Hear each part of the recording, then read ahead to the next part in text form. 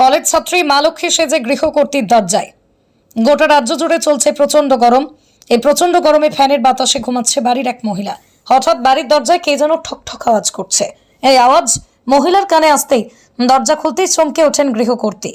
আরে, বাড়িতে যে মা লক্ষ্মীর হাতে লক্ষ্মীর ভান্ডার। পাশে দাঁড়িয়ে আছে দুই কন্যাশ্রীও। মা লক্ষ্মীর মুখে মিষ্টি হাসি, হাত উঁচিয়ে আশীর্বাদ করলেন। আর লক্ষ্মী গৃহকর্ত্রীকে প্রশ্ন করে, ঠিকঠাক লক্ষ্মীর ভান্ডার টাকা পাচ্ছেন তো? আগে কত পেতেন আর এখন কত পাচ্ছেন? বাঁকুড়ার ইন্দাসে লক্ষ্মীর ভান্ডার প্রকল্পকে হাতিয়ার করে তৃণমূল কংগ্রেসের অভিনব কায়দায় প্রচার করতে দেখা গেল।